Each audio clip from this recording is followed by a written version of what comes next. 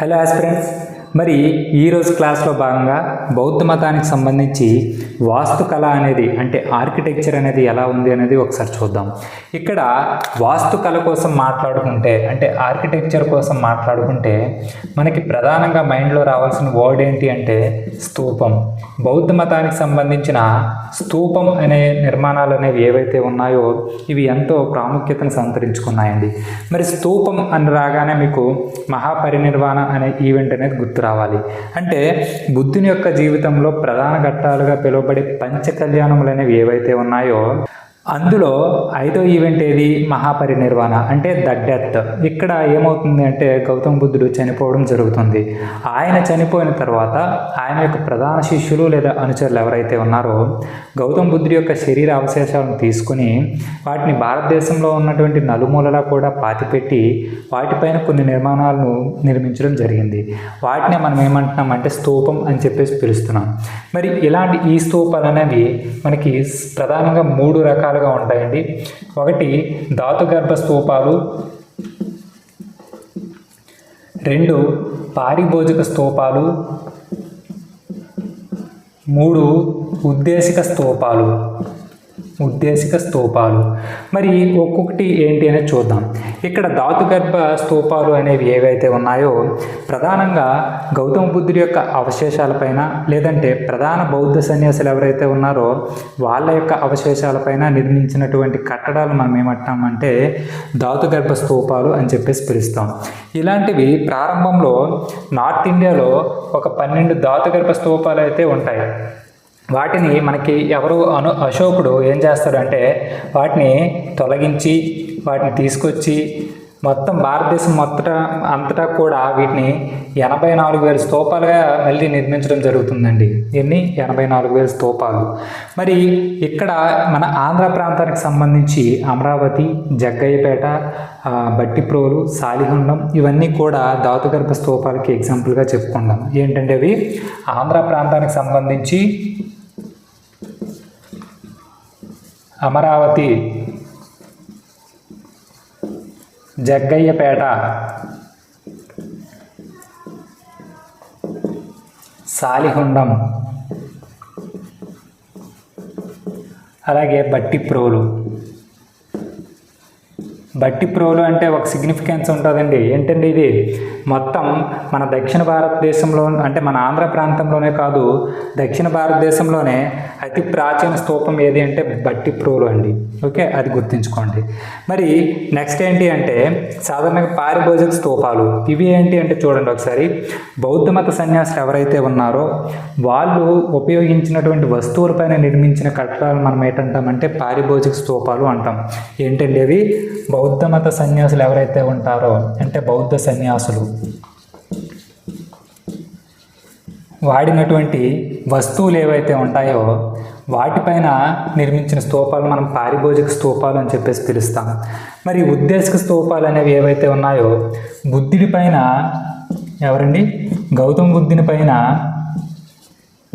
భక్తి భావాలను వెల్లడిస్తూ నిర్మించినటువంటి స్తూపాలు మనం ఉద్దేశిక స్తూపాలు అని చెప్పేసి పిలుస్తాం. మరి ఇక్కడ మనం అంతా కూడా దేనికోసం మాట్లాడుకుంటున్నాం? ఈ స్తూపం అనే దానికోసం మాట్లాడుకుంటున్నాం. ఇక్కడ మీకు ఒక స్తూపం యొక్క డయాగ్రామ్ గీస్తాం చూడండి. ఇక్కడ మనం ఒక స్తూపం నిర్మాణాన్ని రఫ్ డయాగ్రామ్ గీయడం జరిగింది. అంటే స్తూపానికి సంబంధించి కొన్ని భాగాల కోసం మనం తెలుసుకోవాలండి. అంటే ఎగ్జామ్ పాయింట్ ఆఫ్ వ్యూలో ఆ భాగాల పేర్లు ఇచ్చి ఏంటి అని చెప్పేసి అడగొచ్చు. సో ఇక్కడ మనం ఒక స్తూపం గీసుకున్నాం. ఈ స్తూపం అనేది మనకి సాధారణంగా ఏంటి అంటే సాంచి స్తూపం అండి.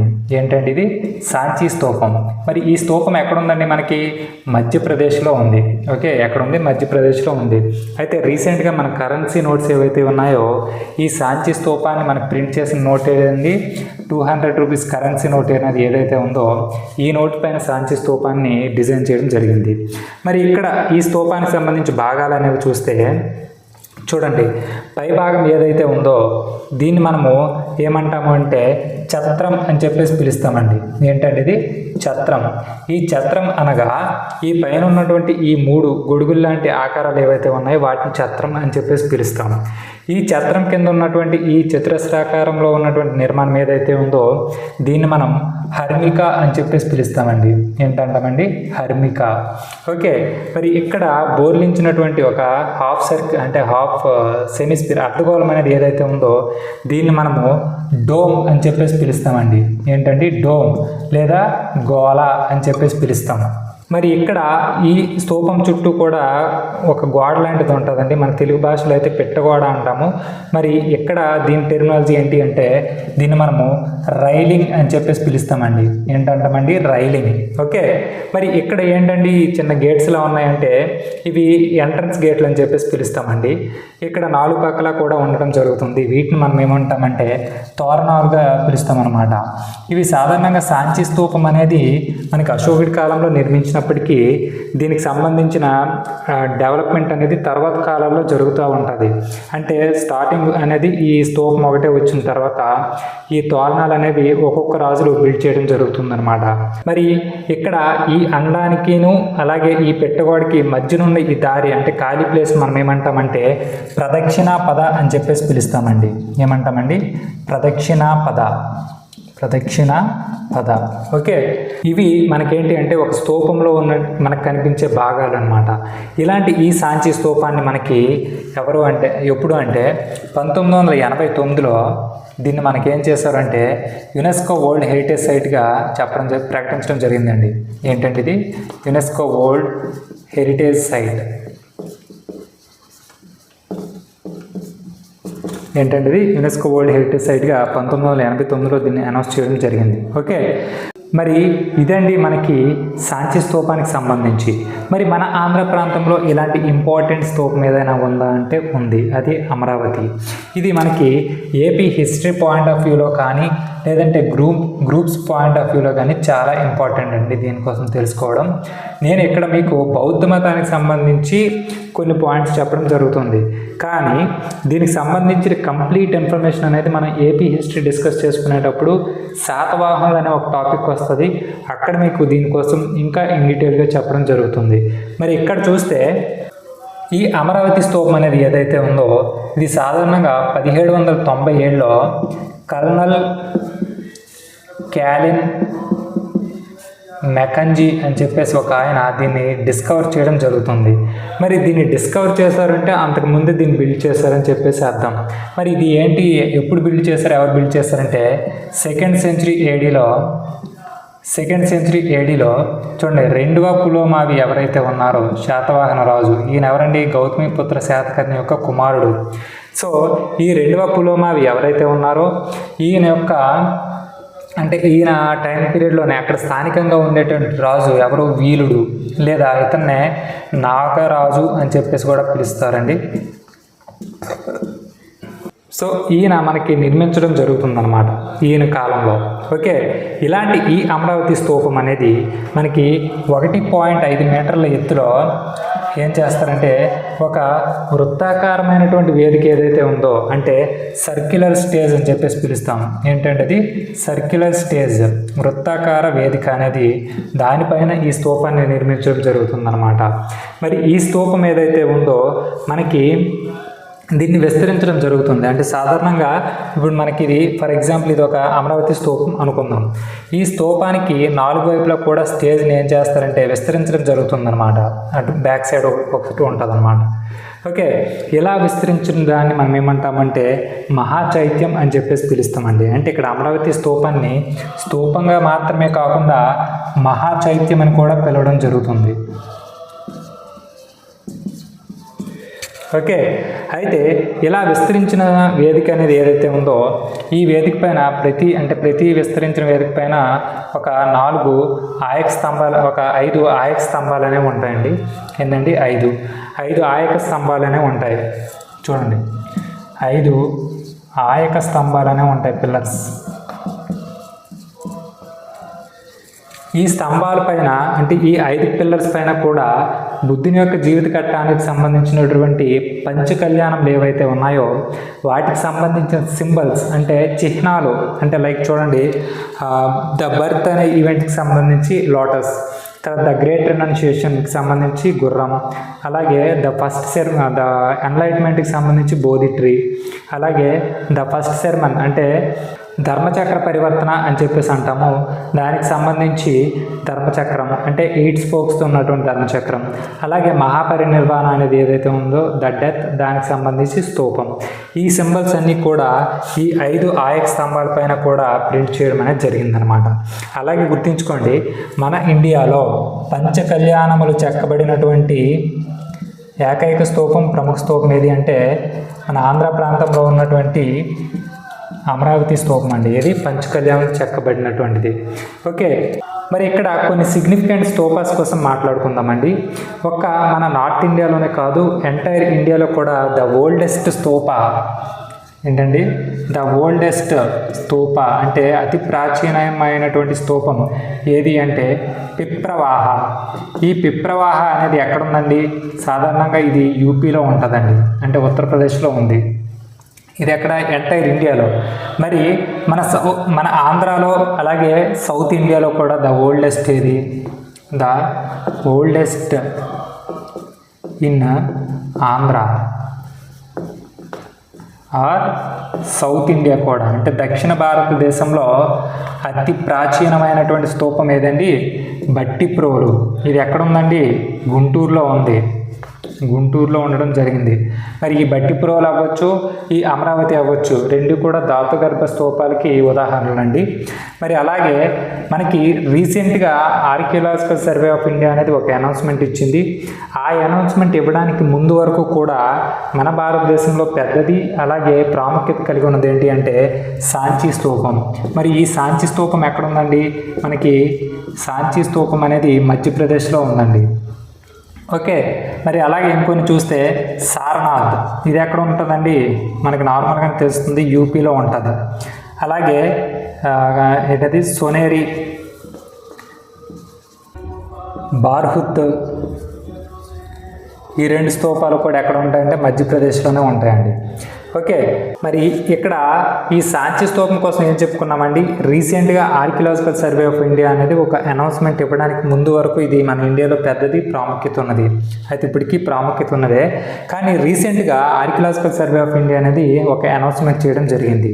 మరి అది ఏంటి అంటే మన భారతదేశంలోనే కాదు, ప్రపంచం మొత్తంలో కూడా అతిపెద్ద స్తూపం ఏది అంటే కేసరియా స్తూపం అండి. ఏంటంటే ఇది ఇక్కడ రాసిన చూడండి, కేసరియా స్తూపం.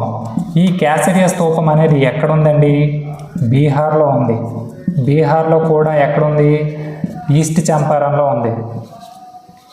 ఈస్ట్ చంపారణ్. మరి దీని యొక్క మెజర్మెంట్స్ అనేవి చూస్తే మనకి సాధారణంగా ఈ కేసరియా అనే స్తూపం 400 అడుగులు చుట్టుకొలత ఉంటుందండి, ఫీట్స్. 400 ఫీట్ పెరిమీటర్ అనేది ఉంటుంది. ఏంటిది? చుట్టుకొలత.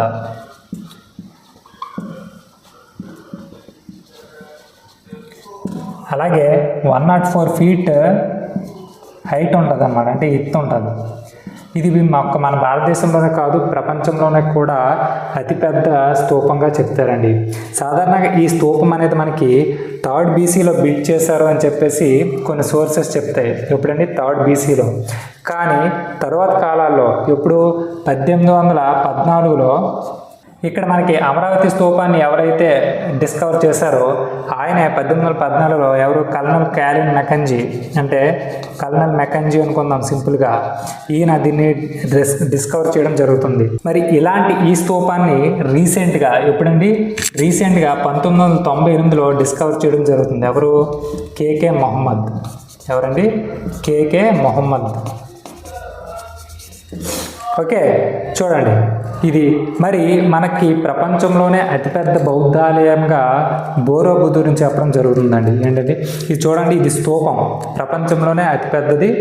ఇంపార్టెంట్ ఏంటంటే కేసరియా స్తూపం అన్నమాట. కానీ బౌద్ధాలయం, టెంపుల్ అని చెప్పేసి పిలుస్తాం అన్నమాట. ఏంటంటే అది బౌద్ధాలయం.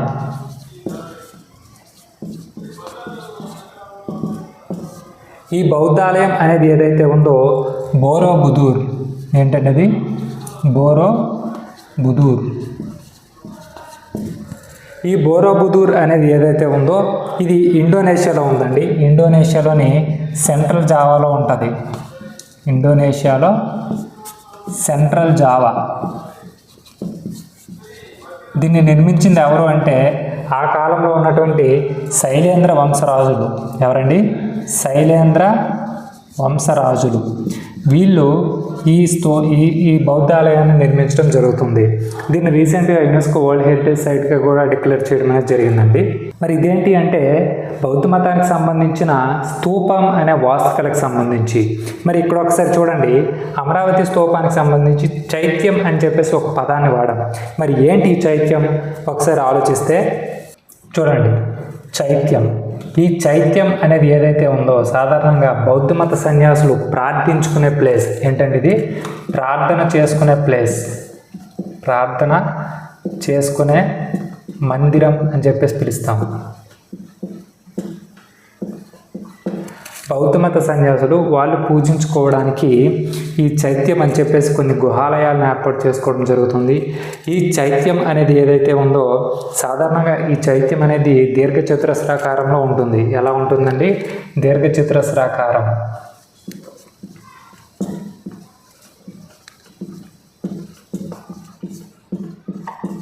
సో ఇలా దీర్ఘచతురస్రాకారంలో ఉన్నప్పుడు మనకి ఎడంవైపు గుడివైపు కూడా కొన్ని పిల్లర్స్, స్తంభాలనే ఉంటాయి.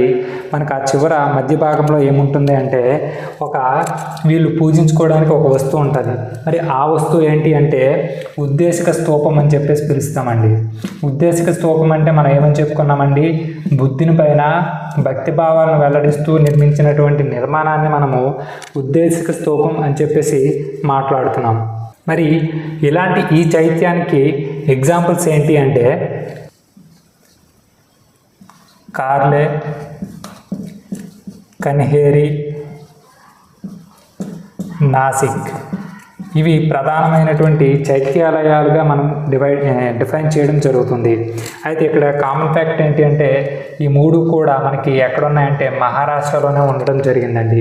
మరి ఇందులో కార్లే అనేది ఏదైతే ఉందో మన ఇండియాలోనే అతిపెద్ద చైత్యాలయంగా దీన్ని పరిగణించడం జరుగుతుంది అన్నమాట. ఈ కార్లే అనే చైత్యాలయంలో ఒక సిగ్నిఫికెంట్ థింగ్ ఏంటి అంటే ఇందులో ఒక 12 గ్రూప్ డ్యాన్స్ సంబంధించినటువంటి శిల్పాలు అనేవి ఉంటాయి అన్నమాట. 12 గ్రూప్ డ్యాన్స్కి సంబంధించినటువంటి శిల్పాలు అనేవి ఇందులో ఉండడం జరుగుతుంది. ఓకే, మరి మన ఆంధ్ర ప్రాంతానికి వచ్చినటువంటి ఇంపార్టెంట్ చైత్యం లేదా చైత్యాలయం అనేసి ఏం చెప్తామంటే గుంటుపల్లి అండి. ఏంటంటే అది గుంటుపల్లి. ఈ గుంటుపల్లి అనేది ఏదైతే ఉందో ఇది మనకి ఆంధ్రప్రదేశ్లోని పశ్చిమ గోదావరి ఏదైతే ఉందో పశ్చిమ గోదావరిలో జీలకర్రగూడెం అని చెప్పేసి ఒక ఊర్లో ఉందండి. జీలకర్రగూడెం అని చెప్పేసి ఒక ఊర్లో ఈ గుంటుపల్లి అనేది ఉంది. ఈ గుంటుపల్లి చైత్యాలయాన్ని ఒక రాతిని తొలచి అంటే ఒక రాయిని కారు చేస్తూ దీన్ని మనకి చైత్యంగా మలచడం జరిగిందండి. ఓకే, మరి మనం ముందుగా అమరావతి స్తూపం గురించి చెప్పుకున్నప్పుడు ఏం చెప్పుకున్నాం? అది ఒక మహా చైత్యాలయం అని చెప్పేసి మాట్లాడుకున్నాం. అంటే మహా చైత్యం అంటే ఏంటి? ఒక స్తూపాన్ని వేదికలపైన విస్తరిస్తే దాన్ని మహా చైత్యం అని చెప్పేసి పిలుస్తాం. ఇందులో చైత్యంలో మహా చైత్యానికి ఎగ్జాంపుల్గా మన అమరావతి స్తూపాన్ని మాట్లాడుకోవడం జరిగింది. మరి ఇది బౌద్ధ మతానికి సంబంధించినటువంటి చైత్యం అనే ఒక నిర్మాణానికి సంబంధించి. మరి నెక్స్ట్ ఏముంది అంటే ఇక్కడ చూడండి, విహారాలు అని చెప్పేసి కొన్ని నిర్మాణాలు అనేవి ఉంటాయండి. ఏంటండి? విహారం. ఓకే, ఈ విహారం అనగా ఏంటి? విహారం అంటే బౌద్ధ మత సన్యాసులు రెస్ట్ తీసుకునే ప్లేస్ని మనం విహారంగా డిఫైన్ చేయడం జరుగుతుందండి. ఏంటండి? రెస్ట్ తీసుకునే ప్లేస్ అంటే రెస్టింగ్ ప్లేసెస్ అనుకోండి. వీటిని మనం ఏమంటామంటే విహారాలుగా చెప్పుకుంటాం. మరి ఈ విహారాలు అనేవి సాధారణంగా చతురస్రాకారంలో ఉంటాయి. చూడండి, అవి చైత్యాలు అనేవి దీర్ఘ చతురస్రాకారంలో ఉంటాయి. ఇక్కడ విహారం అనేది చతురస్రాకారంలో ఉంటుంది. మరి ఇక్కడ చతురస్రాకారంలో ఉన్నటువంటి ఈ విహారానికి మధ్యలో ఒక మధ్యశాల అనేది ఉంటుందండి. మధ్యశాల ఉంటుంది. దీన్ని మనం డైనింగ్ హాల్ అని చెప్పేసి పిలుస్తాం. ఈ మధ్యశాలకి చుట్టూ కూడా అంటే 3 వైపులు లేదా 2 వైపులు కూడా రెస్ట్ తీసుకునే కొన్ని రూమ్స్ అనేవి ఉంటాయన్నమాట. మరి ఈ మధ్యశాల యొక్క ఇంపార్టెన్స్ ఏంటి అంటే సాధారణంగా ఈ మధ్యశాలలో ప్రతి 15 రోజులకు ఒకసారి, ఇప్పుడండి ప్రతి 15 రోజులకి ఒకసారి ఏం జరుగుతుంది అంటే కొన్ని మీటింగ్స్ అనేవి పెట్టుకుంటారన్నమాట. ఎవరు? బౌద్ధ మత సన్యాసులు. ఆ మీటింగ్స్ని మనం ఏమంటున్నామంటే ఉపోషద మీటింగ్స్ అని చెప్పేసి పిలుస్తాం. ఏంటండి? ఉపోషద మీటింగ్స్ అని చెప్పేసి, ఉపోషద సమావేశాలు అని చెప్పేసి పిలుస్తాం. ఇక్కడ ఉపోషద అనేది ఏదైతే ఉందో ఇది పాలి భాషకు సంబంధించిన పదం. మరి దీని యొక్క సాంస్క్రిట్ పదం ఏది అంటే ఉపవాసత. ఏంటండి? ఉపవాసత. ఇదేంటి? సంస్కృత పదం అన్నమాట. సంస్కృత పదం ఇది. ఓకే. అయితే ఏంటి సార్ ఈ ఉపోషద సమావేశాలు అంటే? సాధారణంగా అప్పటి వరకు కూడా ఈ బౌద్ధ మత సన్యాసులు ఎవరైతే ఉన్నారో వాళ్ళు చేసినటువంటి తప్పుల్ని సరిదిద్దుకొని వాటి నుంచి వారి యొక్క మెదడును, మనస్సుని, దేహాన్ని, వీటన్నింటినీ కూడా శుద్ధి చేసుకునే ఒక కార్యక్రమం ఏదైతే ఉంటుందో వాటిని మనం ఉపోషద లేదా ఉపవాసత మీటింగ్ అని చెప్పేసి అంటాం. అది ఈ మధ్యశాలలో ప్రతి 15 రోజులకు ఒకసారి, అంటే అది అమావాస్య అయినా అవ్వచ్చు లేదా పౌర్ణమి అయినా అవ్వచ్చు. సో ఆ టైంలో జరగడం అనేది అవుతుంది. సో ఇక్కడ అలాగే ఈ విహారాల్లో ధర్మకధిక అని చెప్పేసి ఒక పర్సన్ ఉంటారండి. ఎవరండి? ధర్మకధిక. ఈయన యొక్క రోల్ ఏంటి అంటే కథల ద్వారా ధర్మాన్ని ప్రచారం చేయడం. ఇంత పేరులోనే ఉంచండి. కధిక అంటే కథలను యూజ్ చేస్తూ, ధర్మ అంటే ధర్మాన్ని ప్రచారం చేసే వ్యక్తి ఎవరు అంటే ధర్మకధిక. ఈయన ఎక్కడ ఉంటారు? విహారంలో ఉంటారు. మరి విహారానికి ఎగ్జాంపుల్గా మనం సాంచి, సారనాథ్ వీటన్నిటిని చెప్పుకోవచ్చు. ఓకే. మరి ఇది విహారం. తర్వాత మనకి ఆరామం అని చెప్పేసి ఇంకో నిర్మాణం ఉంటుందండి. ఏంటండి ఇది? ఆరామం. ఈ ఆరామం అంటే ఏంటి అంటే సాధారణంగా ఒకే ప్లేస్లో స్తూపం, చైత్యం, విహారం అలాగే విద్యా కేంద్రం అనేది ఉంటుంది. ఏంటండి? స్తూపం, చైత్యం అలాగే విహారం,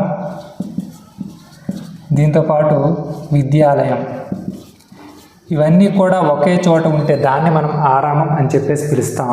లేదంటే సంఘారామం, బౌద్ధ మతానికి సంబంధించి సంఘారామం అని కూడా పిలుస్తామండి. ఏంటండి? సంఘారామం.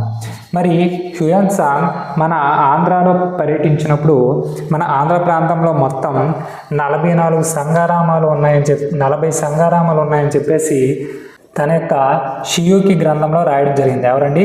హ్యూయన్సాంగ్. ఏ బుక్లో అండి? షియూకి బుక్లో మన ఆంధ్ర ప్రాంతంలో మొత్తం 40 సంఘారామాలు ఉన్నట్లు ఆయన చెప్పడం జరిగిందనమాట. మరి మనకి ఇంకా బెస్ట్ ఎగ్జాంపుల్ ఏంటి అంటే మన ఆంధ్రాలో కడప జిల్లాలో ఉన్నటువంటి నందలూరు కూడా ఒక బెస్ట్ ఆరామం కింద చెప్పుకుంటాం అన్నమాట.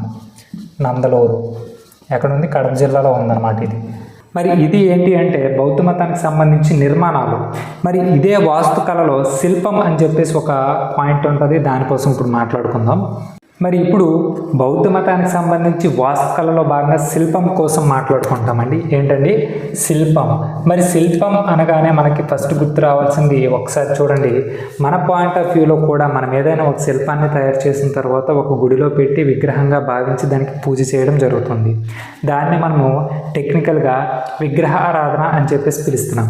సో అదే మనకి బౌద్ధ మతానికి వస్తే ఈ విగ్రహారాధన అనేది ఏదైతే ఉందో దాన్ని మనకి ప్రవేశపెట్టింది అలాగే ప్రమోట్ చేసింది ఎవరు అండి? మహాయాన శాఖ వారు. ఎవరండి? మహాయాన శాఖ వారు. అంటే ఈ శిల్పకళాభివృద్ధి అనేది బౌద్ధ మతంలో మహాయాన శాఖ వారు డెవలప్ చేయడం జరుగుతుంది. ఇక్కడ ఈ శిల్పం అనేది ఏదైతే ఉందో ఈ శిల్పాన్ని మనకి 3 రకాల శైలిలో నిర్మించడం జరుగుతుంది. 1 గాంధార, 2 మధుర, అలాగే 3 అమరావతి. ఇలాంటి ఈ 3 శైలుల్లో కూడా శిల్పాలు నిర్మించడం జరుగుతుంది. మరి ఇక్కడ గాంధార అనేది ఏదైతే ఉందో ఈ గాంధార ఆర్ట్ కోసం మనం మాట్లాడుకుంటే ఇందులో ప్రధానంగా నల్లరాయిని ఉపయోగిస్తారండి. ఏంటంటే నల్లరాయి. అలాగే ఈ గాంధార అనేది కంప్లీట్గా బౌద్ధ మతానికి మాత్రమే సంబంధించింది. ఓకే. ఇందులో అతను హిందూ మతానికి సంబంధించి కానీ ఇంకే దేవుడి గురించి రాదు. ఓన్లీ బౌద్ధ మతానికి సంబంధించి మాత్రమే ఈ గాంధార ఆర్ట్. మరి ఇక్కడ మన ఇండియాలో ఈ గాంధార ఆర్ట్ అనేది ఇండో గ్రీకులు తేవడం వల్ల ఇక్కడ క్రియేట్ చేసినటువంటి శిల్పాలు అనేవి గ్రీకుల ప్రభావం అనేది ఉంటుందండి. ఎలా అండి? గ్రీకులు అలాగే రోమన్ల ప్రభావం అయితే ఉంటుంది. మరి వీళ్ళ యొక్క ప్రభావం అంటే ఏముంటుందండి? ఇక్కడ ఈ శైలిలో నిర్మించినటువంటి శిల్పాలు అనేవి ఏవైతే ఉన్నాయో అందులో ఆధ్యాత్మికత ఏంటండి, ఆధ్యాత్మికత కన్నా చూడండి, నీట్గా వినండి. ఆధ్యాత్మికత కన్నా శారీరక సౌందర్యానికి ఎక్కువ ఇంపార్టెన్స్ ఇస్తారండి. శారీరక సౌందర్యానికి ఎక్కువ ఇంపార్టెన్స్ ఇవ్వడం జరుగుతుంది. ఓకే, అంటే ఒక పటిష్టమైన కండరాలు, అలాగే బరువైన కనుబొమ్మలు, ఒక స్మైలీ ఫేసు, తర్వాత ఉంగరాల జుట్టు, ఇవన్నీ క్లియర్గా వినండి. ఉంగరాల జుట్టు, అలాగే పల్చని జీరు వస్త్రాలు అంటారు అవి. ఈ గాంధార ఆర్ట్లో ఇంకొక ఇంపార్టెంట్ థింగ్ ఏంటి అంటే ఇందులో బుద్ధుడు నిల్చొని ఉన్న పొజిషన్లో ఉంటారండి. ఎవరండి? బుద్ధుడు నిల్చొని ఉన్న పొజిషన్లో ఉంటారు. నిల్చొని ఉన్నటువంటి పొజిషన్లో ఉండడం జరుగుతుంది. ఓకే, గాంధార ఆర్ట్లో. మరి నెక్స్ట్ ఏంటంటే మధుర. మరి ఈ మధుర ఆర్ట్కి సంబంధించి ఇందులో ఎర్ర ఇసుక రాయిని వాడతారండి. ఏంటండి? ఎర్ర ఇసుక రాయి. ఈ ఎర్ర ఇసుక రాయి అనేది ఏదైతే ఉందో దీంతో నిర్మించినటువంటి ఈ మధుర ఆర్ట్లో సాధారణంగా బుద్ధుడు కూర్చొని ఉన్నటువంటి పొజిషన్లో ఉంటాడండి. ఏంటండి? కూర్చొని ఉన్నటువంటి పొజిషన్లో బుద్ధుడు ఉంటాడు. ఇక్కడ ఒక్క బౌద్ధ మతానికి సంబంధించే కాకుండా హిందూ మతం కూడా ఇందులో ఇన్వాల్వ్ అవుతుంది. అంటే ఇక్కడ హిందూ మత దేవుళ్ళు ఎవరైతే ఉన్నారో శివుడు, విష్ణువు, అలాగే శివుడు సతీమణి పార్వతీదేవి, విష్ణువు సతీమణి లక్ష్మీదేవి, వీళ్ళకి సంబంధించి శిల్పాలు కూడా చెక్కడం జరుగుతుంది అన్నమాట అందులో మధుర ఆర్ట్లో. ఇక్కడ మధుర ఆర్ట్లో బుద్ధుడు కూర్చొని ఉన్న పొజిషన్లో చేయడం జరుగుతుంది. ఇక్కడ ఏం జరుగుతుందంటే ఈ ఆర్ట్లో ఈ శైలిలో ఆధ్యాత్మికతకు ఎక్కువ ప్రాధాన్యత ఇవ్వడం జరుగుతుంది. అంటే శారీరక సౌందర్యం కన్నా ఆధ్యాత్మికతకు ఎక్కువ ఇంపార్టెన్స్ ఇవ్వడం అనేది జరుగుతుంది. Okay, is that clear? Okay, మరి ఇక్కడ అమరావతి శైలి ఏదైతే ఉందో ఇందులో నిర్మించినటువంటి బుద్ధుడి శిల్పం అనేది పుష్పాలు, తీగలు, లతలు వీటితో డిజైన్ చేయబడి డెకరేట్ చేయబడి ఉంటుందండి. పుష్పాలు, తీగలు, అలాగే లతలు అని చెప్పేసి వీటిని బుద్ధుడి చుట్టూ కూడా డెకరేట్ చేయడం జరుగుతుందన్నమాట ఈ శైలిలో.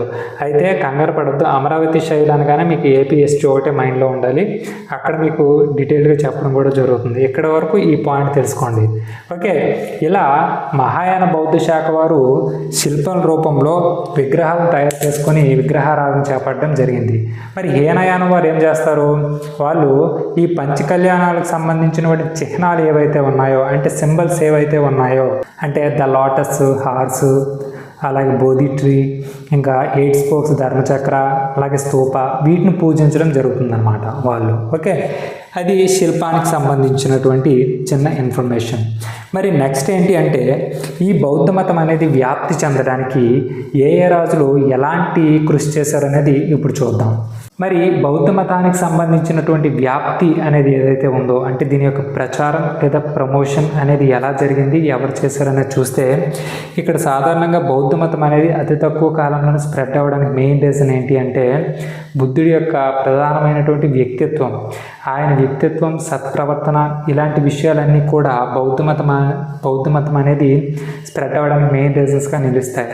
మరి ఇక్కడ ఆయన సత్ప్రవర్తన, వ్యక్తిత్వమే కాకుండా కొంతమంది రాజులు కూడా దీని యొక్క వ్యాప్తికి కృషి చేశారండి. మరి అందులో ఫస్ట్ వ్యక్తి ఎవరు అంటే బింబిసార. ఈ బింబిసార ఎవరైతే ఉన్నారో చరిత్ర ప్రకారం మన భారతదేశంలో బౌద్ధ మతాన్ని స్వీకరించినటువంటి మొట్టమొదటి వ్యక్తి ఎవరు అంటే బింబిసార, అది గుర్తుంచుకోవాలి. మరి ఈయన వేణువనం అని చెప్పేసి ఒక ప్లేస్ ఉంటుంది, ఆ ప్లేస్ని బౌద్ధ మతానికి దానం చేయడం అనేది జరిగిందనమాట. ఎవరు? బింబిసార. మరి తర్వాత ఎవరండి? అజాతశత్రువు. ఈ అజాతశత్రువు ఎవరండి? మన బింబిసారుడు యొక్క కుమారుడు. ఈయన స్వయంగా బుద్ధుడిని కలిసి బౌద్ధ మతాన్ని స్వీకరించడం జరిగింది. అలాగే ఈయన ఇంకొక ఇంపార్టెంట్ థింగ్ ఏంటండి, మొదటి బౌద్ధ సంగీతి ఏదైతే ఉందో దానికి నిర్వహించిన వ్యక్తి ఎవరు అంటే ఈ అజాతశత్రువు. ఎవరి అండర్లో అండి? మహాకశ్యపుడి అండర్లో. మరి అలాగే మూడవ వ్యక్తి చూస్తే కాలాశోకుడు, శిశునాగ వంశానికి చెందినటువంటి కాలాశోక. ఈయన కూడా ఈ బౌద్ధ మతాన్ని వ్యాప్తి చేయడంలో కృషి చేశాడు. మరి కాలాశోకుడు ఎన్నో బౌద్ధ సంగీతి జరిపించాడండి? 2వ బౌద్ధ సంగీతి. ఎవరి అండర్లో? సబకామి అండర్లో. మరి 4వ వ్యక్తి ఎవరండి? కుమారగుప్త. మరి ఈ కుమారగుప్త ఎవరైతే ఉన్నారో ఈయన గుప్త వంశానికి చెందినటువంటి రాజు. ఈయన బౌద్ధ మతాన్ని మతాన్ని వ్యాప్తి చేయడానికి నలంద అని చెప్పేసి ఒక విశ్వవిద్యాలయాన్ని ఏర్పాటు చేస్తారండి. నలంద విశ్వవిద్యాలయం. ఈ విశ్వవిద్యాలయం అనేది ఎక్కడ ఉందండి? మనకి బీహార్లో వైశాలి అనే ప్రాంతంలో ఉంటుందండి. స్టేట్ ఏంటండి? బీహార్. అది గుర్తుంచుకోవాలి. ఈ నలంద విశ్వవిద్యాలయంలో ప్రధానంగా మహాయాన బౌద్ధ శాఖను మనకి టీచ్ చేయడం జరుగుతుందన్నమాట. ఇది మహాయాన బౌద్ధాన్ని మనకి టీచ్ చేయడం జరుగుతుంది. మరి మహాయాన బౌద్ధంతో పాటు అదర్ అంటే లాజిక్స్ అంటే తర్కశాస్త్రము, అలాగే వైద్యశాస్త్రము, అలాగే రసవాదము, ఇలాంటివన్నీ కూడా ఇందులో చెప్పడం జరుగుతుందన్నమాట. కానీ ప్రధానంగా ఫోకస్ చేసేది మహాయాన బౌద్ధ తత్వం మీద. ఓకే, మరి తర్వాత ఇంకో వ్యక్తి ఎవరు అంటే ధర్మపాల. ఈ ధర్మపాల ఎవరైతే ఉన్నారో ఈయన పాలా వంశానికి చెందినవారు. ఈ పాలా వంశరాజులు అనేవారు మన భారతదేశంలో ఈ బెంగాల్ రీజియన్ ఏదైతే ఉందో ఆ ప్రాంతాన్ని రూల్ చేసిన వ్యక్తులు. మరి ఈ ధర్మపాలుడు చేసినటువంటి ఇంపార్టెంట్ కన్స్ట్రక్షన్ ఏంటి అంటే విక్రమశిల యూనివర్సిటీ, విక్రమశిల విశ్వవిద్యాలయం అని చెప్పేసి పిలుస్తాం. విక్రమశిల విశ్వవిద్యాలయం. మరి ఈ విక్రమశిల విశ్వవిద్యాలయంలో ఆల్రెడీ మీకు వజ్రయానం చెప్పినప్పుడు ఈ పాయింట్ చెప్పాను. ఈ విశ్వవిద్యాలయంలో ప్రధానంగా టీచ్ చేసింది ఏంటి అంటే వజ్రయానానికి సంబంధించినటువంటి బౌద్ధ తత్వాన్ని డీల్ చేయడం జరిగేది. దీంతోపాటు అదర్ అంటే రసవాదము, వేదశాస్త్రము, అలాగే తర్కశాస్త్రము, వీటిని కూడా మనకి డిఫైన్ చేయడం అదే టీచ్ చేయడం అనేది జరిగేది అనమాట. ఓకే, మరి నెక్స్ట్ ఇంకో వ్యక్తి ఎవరండి? ఇంపార్టెంట్ వ్యక్తి హర్షవర్ధన. హర్షవర్ధన ఈయన పుష్యభూతి వంశానికి సంబంధించిన రాజు. ఈయన ఏం చేస్తాడు అంటే ఈ బౌద్ధ మతాన్ని వ్యాప్తి చేయడం కోసం ప్రధానంగా క్రీస్తు శకం అంటే 643 ADలో ఏం చేస్తారు అంటే మహాయాన పరిషత్ అని చెప్పేసి ఒక సమావేశాన్ని ఏర్పాటు చేస్తారండి. ఏంటండి? మహాయాన పరిషత్. ఈ మహాయాన పరిషత్ అనేది 23 రోజుల పాటు జరుగుతుందండి. 23 days. ఎక్కడ జరుగుతుంది? కనౌజ్ అనే ప్లేస్లో జరుగుతుంది. కనౌజ్. ఓకే, ఇప్పుడు 643 ADలో. ఇలాంటి ఈ పరిషత్కి సాధారణంగా ఒక 3000 మంది బ్రాహ్మణోత్తములు, అలాగే 3000 మంది బౌద్ధ సన్యాసులు, అలాగే 1000 మంది బౌద్ధ పండితులు, అలాగే 18 మంది సామంతరాజులు, వీళ్ళందరూ కూడా అటెండ్ అవ్వడం జరుగుతుంది. ఏంటి సార్ నెంబర్లు చెప్పేసి వెళ్ళిపోతున్నారు రాయరా అంటే కంగారు పడద్దు. పుష్యభూతి వంశం కోసం మాట్లాడుకునేటప్పుడు మనం అక్కడ మీకు ఇంకా పాయింట్ టు పాయింట్ రాయడం జరుగుతుంది. ఓకే, ఇక్కడ అది గుర్తుంచుకోండి. ఈ విధంగా ఈయన మహాయాన బౌద్ధాన్ని ప్రమోట్ చేయడానికి కృషి చేశాడనమాట. మరి ఇదేంటి? మన భారతదేశంలో జరిగినటువంటి వ్యాప్తి. మరి ఇంటర్నేషనల్గా కూడా అంటే మన భారతదేశం వెలుపల అంటే ఇతర దేశాల్లో కూడా ఈ బౌద్ధ మత వ్యాప్తి అనేది జరిగింది. మరి దాన్ని చేసింది ఎవరు అనేది చూస్తే ఇక్కడ ఏంటి అంటే ఇప్పటి వరకు మనం భారతదేశంలో బౌద్ధ మత వ్యాప్తి కోసం మాట్లాడుకున్నాం. మరి ఇదే వ్యాప్తి అనేది విదేశాల్లో ఎవరెవరు చేశారు అనేది మాట్లాడుకుంటే విదేశాలలో ఫస్ట్ వ్యక్తి ఎవరంటే కుమారజీవ అని చెప్పేసి పిలుస్తారండి. కుమారజీవ ఈయన మనకి మధ్య ఆసియా అలాగే చైనా ప్రాంతంలో, మధ్య ఆసియా అలాగే చైనా ఈ ప్రాంతంలో మనకేంటి అంటే బౌద్ధ మతాన్ని ప్రధానంగా మాధ్యమిక బౌద్ధ మతాన్ని స్ప్రెడ్ చేయడం అనేది జరిగిందనమాట. మరి అలాగే మాతంగ కశ్యప అని చెప్పేసి పిలుస్తారు. ఎవరండి? మాతంగ కశ్యప. ఈయన చైనాలో బౌద్ధ మతాన్ని వ్యాప్తి చేయడంలో కీలకమైనటువంటి పాత్ర పోషించడం జరుగుతుంది. మరి అలాగే మూడు చూస్తే మహేంద్ర అంటే మనమే, కంగారు పడకండి. మహేంద్ర అంటే అశోకుని యొక్క కుమారుడు, అలాగే సంఘమిత్ర అశోకుని యొక్క కుమార్తె. వీళ్ళిద్దరూ కూడా శ్రీలంక ప్రాంతంలో ఏంటండి శ్రీలంక ప్రాంతంలో హీనయాన మతాన్ని ప్రమోట్ చేయడం జరిగిందనమాట. హీనయాన బౌద్ధ మత శాఖను వ్యాప్తి చేయడం అనేది జరిగిందనమాట. మరి 4వ వ్యక్తి ఎవరండి? అతిశ దీపాంకర అలాగే పద్మసంభవ. వీళ్ళిద్దరూ కూడా ప్రధానంగా టిబెట్ ప్రాంతంలో ఈ బౌద్ధ మతానికి సంబంధించి వ్యాప్తి అనేది చేయడం జరుగుతుందన్నమాట. మరి వీళ్ళు ఏ బౌద్ధ మత శాఖను అంటే బౌద్ధ మతానికి సంబంధించి ఏ శాఖను ప్రమోట్ చేయడం జరుగుతుందండి? ఆల్రెడీ మీకు చెప్పాను, వజ్రయాన. ఏంటంటే అది వజ్రయాన. నెక్స్ట్ ఎవరు ఉన్నారండి? 5వ వ్యక్తి వసుబంధు. ఈ వసుబంధు ఎవరైతే ఉన్నారో ఈయన మనకి నేపాల్లో బౌద్ధ మతాన్ని వ్యాప్తి చేయడంలో కీ రోల్ ప్లే చేయడం జరుగుతుంది. మరి నేపాల్లో ఏ బౌద్ధ మతాన్ని ఏర్పాటు చేయడం అంటే స్ప్రెడ్ చేయడం జరిగింది అంటే ఈయన చూడండి యోగాకార బౌద్ధ తత్వం ఏదైతే ఉందో దీన్ని మనకి ప్రమోట్ చేయడం అనేది జరిగింది. సాధారణంగా మీరు ఒకసారి గుర్తు తెచ్చుకోండి, మహాయాన బౌద్ధ మత శాఖను చెప్పేటప్పుడు ఈ మహాయానానికి సంబంధించి 4 సిద్ధాంతాలు అనేవి ఉన్నాయండి. వాటిని ప్రాసంగికవాదము, స్వతంత్రవాదము, యోగాకారవాదము, అలాగే శూన్యవాదము అని చెప్పేసి మీకు శూన్యవాద మాధ్యమికవాద అని చెప్పేసి మీకు 4 సిద్ధాంతాలు చెప్పడం జరిగింది. అందులో ఈ యోగాకార వాద కోసం మాట్లాడుకున్నాం. మరి ఈ యోగాకార వాదాన్ని మనకి ప్రపోజ్ చేసిన వ్యక్తి ఎవరు అంటే మైత్రేయనాథ. ఎవరండి? మైత్రేయనాథ. ఆల్రెడీ మీకు అక్కడ చెప్పాను, ఇక్కడ రివైజ్ చేస్తున్నాను చూడండి. సో ఇలాంటి దీన్ని ఈయన ప్రపోజ్ చేస్తే ఈ వసుబంధు అలాగే అసంగుడు అని చెప్పేసి ఇంకో వ్యక్తి ఎవరండి? వసుబంధుతో పాటు అసంగుడు లేదా అసంగ అని చెప్పేసి ఇంకో వ్యక్తి, ఇద్దరు కూడా ఏం చేస్తారు అంటే దీని నేపాల్లో యోగాకార బౌద్ధ తత్వాన్ని ప్రమోట్ చేయడం జరుగుతుందన్నమాట. మరి ఇక్కడ వసుబంధు, అసంగ, మైత్రేయనాథ ముగ్గురు కోసం మాట్లాడుకున్నాం కాబట్టి ఇక్కడ వీళ్ళకి సంబంధించి ఇంపార్టెంట్ బుక్స్ అంటే ఎగ్జామ్ పాయింట్ ఆఫ్ వ్యూలో మనకు అడిగే బుక్స్ ఏవైతే ఉన్నాయో వాటిని ఒకసారి చెప్తాను చూడండి. ఈ వసుబంధు ఎవరైతే ఉన్నారో ఈయన రాసినటువంటి ఇంపార్టెంట్ బుక్ ఏది అంటే అభిధమ్మ కోశ. ఏంటండి ఇది? అభిధమ్మ కోశ. ఓకే, ఇక్కడ చూడండి, అభిధమ్మ పీఠిక వేరు, అభిధమ్మ కోశ వేరు. అభిధమ్మ పీఠిక అనే బుక్ని రాసింది మొగలిపొత్త తిస్య 3వ బౌద్ధ సంగీత కాలంలో. మరి ఇక్కడ అభిధమ్మ కోశ అనే బుక్ రాసింది ఎవరంటే వసుబంధు. మరి అలాగే ఇక్కడ అసంగుడు రాసినటువంటి ఇంపార్టెంట్ బుక్ ఏది అంటే సూత్రాలంకార. ఓకే, ఎగ్జామ్స్లో చాలాసార్లు అడిగారండి సూత్రాలంకార బుక్ని ఆత ఎవరు అని చెప్పేసి. సో అసంగుడు, అది గుర్తుంచుకోవాలి.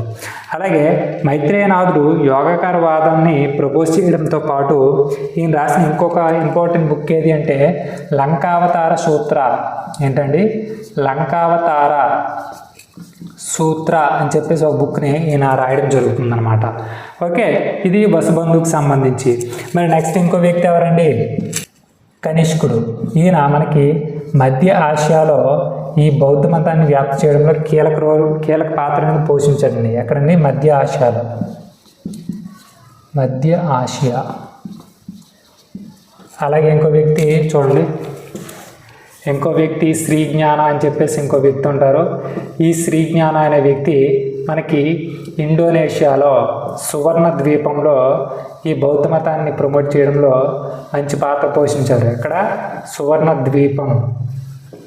వీళ్ళు ఏంటి అంటే బౌద్ధ మతాన్ని విదేశాల్లో వ్యాప్తి చేయడంలో ఒక ఇంపార్టెంట్ రోల్ని ప్లే చేయడం అనేది జరిగిందనమాట.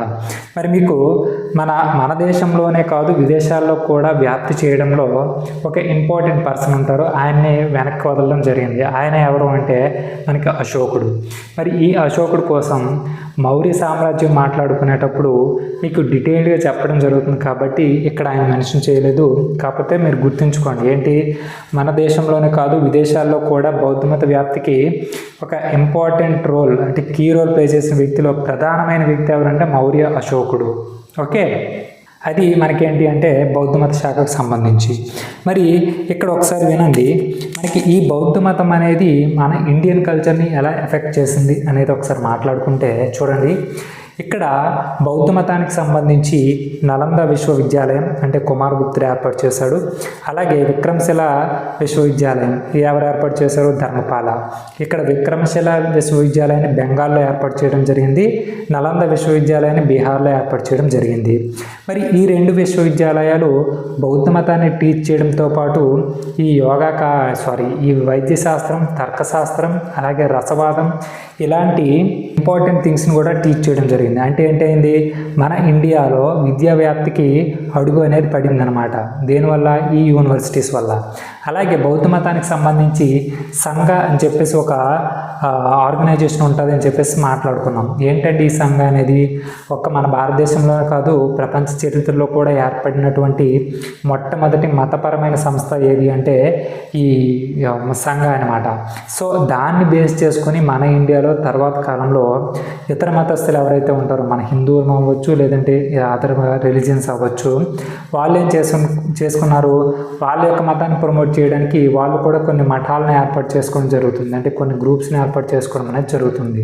అలాగే బౌద్ధ మత లక్షణం చూస్తే ఇక్కడ వర్ణ వ్యవస్థకు ప్లేస్ లేదు, అలాగే వాడు ఏ కులం అనేది ప్లేస్ లేదు. ఎవరినైనా సరే అందరినీ కూడా ఈ బౌద్ధ మతంలో జాయిన్ అవ్వడానికి వాళ్ళకి అలో చేసేవారు అనమాట. అంటే ఇక్కడ ఏమైంది, సర్వ సమానత్వ సౌభ్రాతృత్వం అంటే యూనివర్సల్ బ్రదర్హుడ్ అనేది అక్కడి నుంచి వచ్చింది. సో ఆ ఫీలింగ్నే మనం తర్వాత కాలంలో మన ఇండియాలో కూడా అధిక మొత్తంలో ఇంప్లిమెంట్ చేయడం జరిగింది అనమాట. ఏంటది, సర్వ సమానత్వ సౌభ్రాతృత్వం. ఓకే, ఇదనమాట. మరి ఇక్కడ ఒక్కటి గుర్తుంచుకోండి, మనకి ఏంటంటే తర్కశాస్త్రం అని చెప్పగానే మనకి ఒక పర్సన్ గుర్తు రావాలండి. ఏంటంటే ఈ తర్కశాస్త్రం, ఇది జస్ట్ నార్మల్గా తెలుసుకోండి, ఎందుకంటే దీనికోసం ఒక క్వశ్చన్ రావచ్చు, అందుకనే చెప్తున్నాను. ఈ తర్కశాస్త్రం ఏదైతే ఉందో దీన్ని మనం సైన్స్ ఆఫ్ లాజిక్స్ అని చెప్పేసి పిలుస్తామన్నమాట. మరి ఇలాంటి ఈ శాస్త్రానికి మన భారతదేశంలో పితామహుడిగా అంటే ఫాదర్ ఆఫ్ లాజిక్స్ అని చెప్పేసి ఎవరిని చెప్తామంటే దిజ్నాగుడు. ఎవరండి, దిజ్నాగుడు. ఓకే, లేదా దిగ్నాగుడు అని చెప్పేసి కూడా పిలుస్తారనమాట. మరి ఈయన రాసినటువంటి ఇంపార్టెంట్ బుక్ ఏది అంటే ప్రమాణ సముచ్చయ. ఏంటనేది ప్రమాణ సముచ్చయ. ప్రమాణ సముచ్చయ ఇది ఇంపార్టెంట్ బుక్. ప్రమాణ సముచ్చయ బుక్ ఎవరు రాశారు అని చెప్పేసి డైరెక్ట్ క్వశ్చన్ అడుగుతారు, కాబట్టి ఇది గుర్తుంచుకోండి. అది మనకేంటి అంటే బౌద్ధ మతం అనేది మన ఇండియన్ కల్చర్ని ఎలా ఎఫెక్ట్ చేసిందని చెప్పేసి మాట్లాడుకోవడానికి. మరి ఇదే బౌద్ధ మతం అనేది మన ఇండియాలో ఎలా డిక్లైన్ అయిందండి, ఒకసారి అది చూస్తే ఇక్కడ ఏంటండి, బౌద్ధ మతం క్షీణత. బౌద్ధ మతం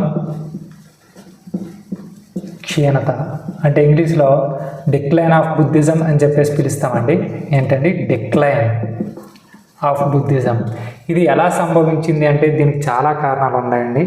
మనకి ఫస్ట్ కారణం చూసుకుంటే ఇక్కడ హిందూ మతానికి కొంచెం ఫెమిలియర్గా వీళ్ళు, అంటే హిందూ మతం కాదు బ్రాహ్మణ మతం ఏదైతే ఉందో, బ్రాహ్మణ మతం, ఈ బ్రాహ్మణ మతానికి కొన్ని ఫెమిలియర్గా ఆచారాలు అనేవి వీళ్ళు పాటించడం జరుగుతుందండి. ఏంటండి, ఇప్పుడు సాధారణంగా మనకి గౌతమ బుద్ధుడిని విష్ణుమూర్తి యొక్క 9వ అవతారం అని చెప్పేసి భావిస్తారు. మరి ఇక్కడ బ్రాహ్మణ మతానికి అలాగే బౌద్ధ మతానికి తేడా ఎక్కడుంది అని చెప్పేసి చాలామంది క్వశ్చన్ చేయడం జరుగుతుంది అనమాట. సో అలా ఇదొక రీజన్ అనేది జరిగింది. మరి రెండో రీజన్ ఏంటి అండి, ఈ బౌద్ధ మత సంఘాలు లేదా కొన్ని గ్రూప్స్ ఏవైతే ఉన్నాయో వాటిలో చేకూరినటువంటి అంటే కలెక్ట్ అయినటువంటి సంపద, అలాగే సంఘాల్లో జాయిన్ అయినటువంటి స్త్రీలు. అదేంటి సార్ స్త్రీలు ఎలా రీజన్ అవుతారు అంటే, సాధారణంగా ఈ స్త్రీలు అనేవారు ఎప్పుడైతే ఈ సంఘాలు లేదా బౌద్ధ మతంలో జాయిన్ అయ్యారో అప్పుడే మన గౌతమ బుద్ధుడు తన యొక్క శిష్యుడైనటువంటి ఆనందంతో చెప్తాడు, ఒరే శిష్య, మన సంఘాలో ఆ స్త్రీలు కానీ జాయిన్ అవ్వకపోయి ఉంటే మన యొక్క మతం అనేది ఒక 1000 సంవత్సరాల పైగా వృద్ధి చెందుతుంది. లేదు, వీళ్ళు ఇప్పుడు మనము జాయిన్ చేసాం కాబట్టి ఇది ఖచ్చితంగా 500 సంవత్సరాలకే అంతమైపోతుంది, కావాలంటే చూడు అని చెప్పేసి ఆనందుడికి అప్పుడే చెప్పడం జరుగుతుంది. మరి ఎందుకు అంటే, సాధారణంగా స్త్రీలు అనేవారు సంఘాలు ఎప్పుడైతే జాయిన్ అయ్యారో అప్పటి వరకు ఉన్నటువంటి పురుష బౌద్ధ సన్యాసులు వాళ్ళు ప్రవర్తనా నియమావళిని సరిగ్గా ఫుల్ఫిల్ చేసుకోలేరు అనమాట. అంటే ఈ స్త్రీ సన్యాసం చూసి వాళ్ళు కొంచెం మిస్బిహేవియర్, అంటే లైక్ వాళ్ళ యొక్క బిహేవియర్లో కొంచెం రాంగ్ కండక్ట్ అనేది ఉండేదన్నమాట. అంటే సరిగ్గా ప్రవర్తనా నియమావళిని పాటించేవారు కాదు. అలాగే ఈ స్త్రీలు కూడా కొన్ని విషయాలు ఏంటంటే బౌద్ధ మతానికి సంబంధించిన కోడ్ ఆఫ్ కండక్ట్ని సీరియస్గా చేసుకోలేకపోయేవారు. దాంతో ఈ అదర్ పీపుల్ ఎవరైతే ఉంటారో, అంటే ఇతర ప్రజలు ఎవరైతే ఉంటారో వాళ్ళందరూ కూడా ఈ బౌద్ధ మతాన్ని చాలా తక్కువగా చూసేవారు, అంటే తక్కువ చేసి చూడడం జరిగిందనమాట. అందుకని చెప్పేసి స్త్రీలను కూడా ఒక కారణంగా చెప్తారు. మరి సంపద ఏదైతే ఉందో ఈ సంపద అనేది సాధారణంగా బ్రాహ్మణ మతంలో కూడా ఈ సంపద అనేది ఎక్కువగా కలెక్ట్ చేయడం జరుగుతుంది. మరి ఇక్కడ బౌద్ధ మతానికి కూడా యాక్చువల్ చాలామంది దానం చేసినప్పటికీ వీళ్ళు అంటే ఇతర ప్రజలు ఏమని అనుకుంటారంటే బౌద్ధ మతం కూడా డబ్బు కోసమే ఏర్పడింది అన్న ఒక ఆలోచనతో ఉంటారన్నమాట. దీనికి తోడు ఏంటంటే ఆ టైంలో ఉన్నటువంటి కొంతమంది రాజులు ఎవరైతే ఉన్నారో లైక్ చూడండి, గౌడ శశాంకుడు ఎవరైతే ఉన్నారో గౌడ శశాంకుడు ఈయన ఏం చేస్తారంటే బౌద్ధ మతానికి సంబంధించినటువంటి ప్రధానమైనటువంటి పూజించే వస్తువుగా ఉన్నటువంటి బోధి వృక్షం ఏదైతే ఉందో దీన్ని నరికేయడం జరుగుతుందన్నమాట. బోధి వృక్షాన్ని నరికేయడం జరుగుతుంది. ఎవరు నరికేస్తారు? గౌడ శశాంకుడు. మరి అలాగే ఇతను అటాక్ చేసిన టైంలోనే ఇక్కడ 1600 స్తూపాలు అలాగే ఆరామాలు అనేవి డ్యామేజ్ గురవడం జరుగుతుందన్నమాట. సో అదొకటి. మరి అలాగే 4 చూస్తే పుష్యమిత్ర శుంగ. ఈ పుష్యమిత్ర శుంగ ఎవరైతే ఉన్నారో ఈయన మనకేంటి అంటే బ్రాహ్మణ మతానికి చెందినవాడు. అలాగే తర్వాత ఎవరు ఉన్నారండి? పుష్యమిత్ర శుంగ. ఈ పుష్యమిత్ర శుంగ ఎవరైతే ఉన్నారో ఈయన బ్రాహ్మణ మతానికి చెందినవాడండి. ఈయన ఏం చేస్తాడంటే ఈయన కాలంలో చాలామంది బౌద్ధ మత సన్యాసులను హింసించడం జరుగుతుంది. దీంతో అక్కడుండే ప్రజలు ఎవరైనా బౌద్ధ మతాన్ని తీసుకోవాలంటే కొంచెం భయపడతారనమాట. అలాగే తర్వాత చూస్తే మిహిర్కులుడు. ఈ మిహిర్కులుడు ఎవరంటే హూనులకు సంబంధించినటువంటి ఒక రాజు అండి. ఎవరండి? మిహిర్కులుడు. ఈయన యాక్చువల్గా వాయవ్య భారతదేశంలో కొంతమంది హూనులు అనేవారు ఎంటర్ అయ్యి ఇండియా పైన దండయాత్ర చేయడం జరుగుతుంది. అందులో ప్రధానమైన వారు ఎవరంటే మిహిర్కులుడు అలాగే తోరమానుడు. సో ఇక్కడ ఈ మిహిర్కులుడు ఎవరైతే ఉన్నారో ఈయన యాక్చువల్గా లార్డ్ శివ అంటే శివుడిని పూజించే వ్యక్తి అనమాట. ఇలాంటి ఈయన చాలామంది బౌద్ధ సన్యాసులను ఏం చేస్తారంటే హింసిస్తాడు, చంపేస్తాడు అనమాట. సో దీంతో కొంతమంది బౌద్ధ మతాన్ని స్వీకరించడానికి భయపడతారు. అలాగే మనం మల్లా రాజ్యం అనేది ఏదైతే ఉందో ఏంటండి మల్లా రాజ్యం.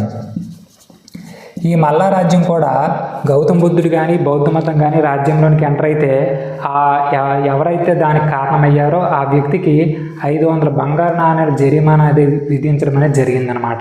సో ఇలాంటి రెస్ట్రిక్షన్స్ కూడా బౌద్ధ మతాన్ని తీసుకోవడానికి భయపెట్టేవిగా తయారయ్యాయి. మరి అలాగే ఇంకొక రీజన్ ఏంటి అంటే ఆ కాలంలో ఆదిశంకరాచార్యుడు ఎవరైతే ఉన్నారో ఆదిశంకరాచార్య ఈయన ప్రధానంగా ప్రపోజ్ చేసినటువంటి థియరీ ఏది అంటే అద్వైత సిద్ధాంతం. ఏంటంటే అది అద్వైత సిద్ధాంతం.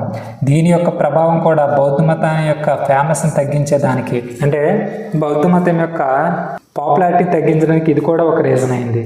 మరి అలాగే ఇంకొక ఇంపార్టెంట్ రీజన్ ఏది అంటే కుతుబుద్దీన్ ఐబక్ యొక్క సైనికుడు ఎవరైతే ఉన్నారో అంటే కుతుబుద్దీన్ ఐబక్ యొక్క సోల్జర్ ఎవరు? బక్తియార్ ఖిల్జీ.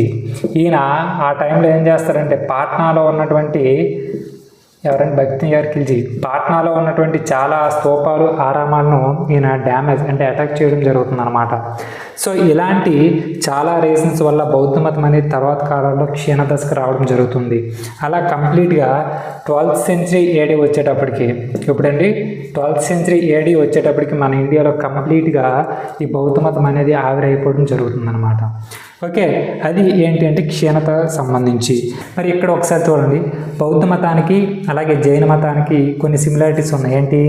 ఇక్కడ రెండు కూడా బ్రాహ్మణ మత ఆధిపత్యాన్ని వ్యతిరేకించాయి. ఒకటి విగ్రహారాధన ఖండించాయి. 2 తర్వాత వీళ్ళ యొక్క మతంలోనికి స్త్రీలను ఆహ్వానించడం జరిగింది. అది 3. ఓకే, తర్వాత ఏంటి?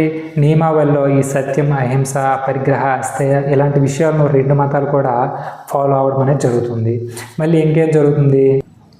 ఈ కర్మ సిద్ధాంతాన్ని, జన్మ పునర్జన్మ అనే సిద్ధాంతాలను ఈ 2 కూడా యాక్సెప్ట్ చేయడం జరిగింది. అలాగే అల్టిమేట్గా ఏం కావాలంటే మోక్షం కావాలని చెప్పేసి 2 మతాలు కూడా టీచ్ చేయడం జరిగింది. ఇవి ఏంటి అంటే బౌద్ధ మతానికి జైన మతానికి ఉన్నటువంటి సిమిలారిటీస్ అనమాట. ఓకే, ఒక మెయిన్ డిఫరెన్స్ ఏంటి అంటే వర్ణ వ్యవస్థ. ఇక్కడ జైన మతం అనేది వర్ణ వ్యవస్థను యాక్సెప్ట్ చేస్తుంది, ఇటుపక్క బౌద్ధ మతం అనేది వర్ణ వ్యవస్థను ఖండిస్తుంది అనమాట, అంటే రిజెక్ట్ చేయడం జరుగుతుంది అనమాట. ఇది మేజర్ డిఫరెన్స్ ఈ రెండింటికి. ఓకే, ఇది మనకేంటి అంటే బౌద్ధ మతానికి సంబంధించినటువంటి కంప్లీట్ క్లాస్ అండి. ఓకే, కొన్ని కీ ఫ్యాక్ట్స్ అని చెప్పేసి ఒక టాపిక్ ఉంటుంది, దాన్ని మీకు పీడిఎఫ్లో ప్రొవైడ్ చేయడం జరుగుతుంది. అంటే కీ ఫ్యాక్ట్స్ అంటే ఏమీ కాదండి, ఇప్పుడు జైన మతాన్ని చెప్పుకున్న తర్వాత ఎండింగ్లో వర్ధమాన మహావీరుడు యొక్క తల్లి ఎవరు, తండ్రి ఎవరు, ఆయన ఎప్పుడు జన్మించాడు, ఆయన ఎప్పుడు మరణించాడు, ఏ నదుడిన తపస్సు చేశాడు, ఎన్ని రోజులు తపస్సు చేశాడు, ఏ వయసులో అతనికి జ్ఞానోదయం అయింది, ఏ వయసులో చనిపోయాడు, ఇలాంటి ఫ్యాక్ట్స్ ఏవైతే మాట్లాడుకున్నామో అవే బౌద్ధ మతానికి సంబంధించి ఉంటాయి. అయితే మీరు ఇక్కడ చూడండి, జైన మతంలో అయినా బౌద్ధ మతంలో అయినా కంప్లీట్ క్లాస్ కనుక మీరు వినుంటే మీకు ఈ కీ ఫ్యాక్ట్స్ అనేవి అవసరం లేదు. ఎందుకంటే మీకు ఆ క్లాస్లోనే ఇక్కడ ఈ కీ ఫ్యాక్ట్స్ కోసం మాట్లాడుకోవడం జరుగుతుంది. కాకపోతే మీకు పీడిఎఫ్లో మీకు ప్రొవైడ్ చేయడం జరుగుతుంది. ఓకే, అలాగే మనకి క్రీస్తు పూర్వం 66వ శతాబ్దంలో 62 మతాలు వచ్చాయని చెప్పుకున్నాం. అందులో కొన్ని సిగ్నిఫికెంట్ మతాలు, అలాగే వాటిని ప్రారంభించిన వ్యక్తులు ఎవరు అని చెప్పేసి ఒక 5-6 ఉంటాయి. వాటిని మీకు పీడిఎఫ్లో ప్రొవైడ్ చేయడం జరుగుతుంది. వాటి కోసం మనం స్పెసిఫిక్గా క్లాస్ తీసుకోవాల్సిన అవసరం లేదు. Okay, is that clear? ఇదండి మరి బౌద్ధ మతానికి సంబంధించి. Thank you.